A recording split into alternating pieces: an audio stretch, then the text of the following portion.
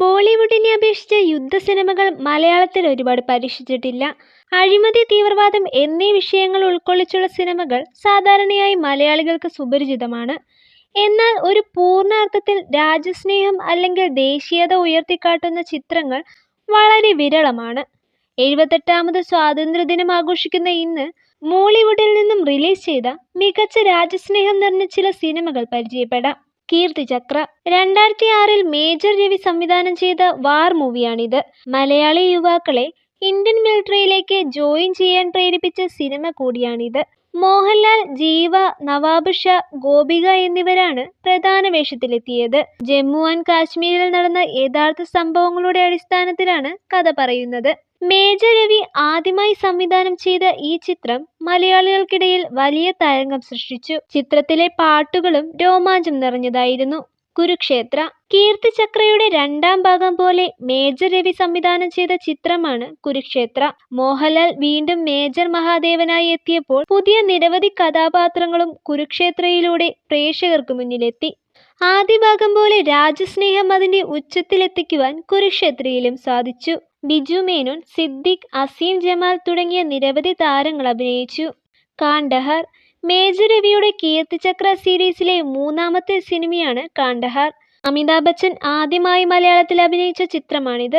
Indian airlines flight hijack ചെയ്യുന്നതിലൂടെ സംഭവിക്കുന്ന പ്രശ്നങ്ങളാണ് ചിത്രം പറയുന്നത്. ഇന്ത്യയിലെ രാഷ്ട്രീയ അഴിമതികളെക്കുറിച്ചും പരാമർശിക്കുന്നുണ്ട്.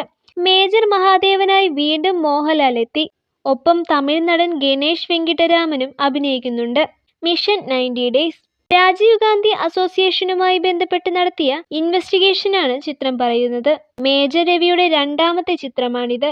പ്രമുഖ ആർമി ഓഫീസറും NSG കമാൻഡറുമായി മമ്മൂട്ടി മേജർ ശിവറാം എന്ന കഥാപാത്രത്തെയാണ് അവതരിപ്പിക്കുന്നത്. ഈ ചിത്രം മേജർ രവിയുടെ പ്രൊഫഷണൽ ലൈഫിൽ സംഭവിച്ച യഥാർത്ഥ കഥയാണ്. ലാലു അലക്സ്, വിജയരാഘവൻ, ബാബുരാജ് തുടങ്ങിയ താരങ്ങളും ചിത്രത്തിലുണ്ട്. 2007 ചിത്രം റിലീസ് ചെയ്യുന്നത്.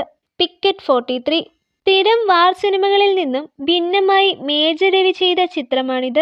പൃഥ്വിരാജ്, ജാവേദ് ജാഫ്രി എന്നിവർ പ്രധാന വേഷത്തിലെത്തിയ ചിത്രം മിക്സഡ് റിവ്യൂസ് നേടിയിരുന്നു.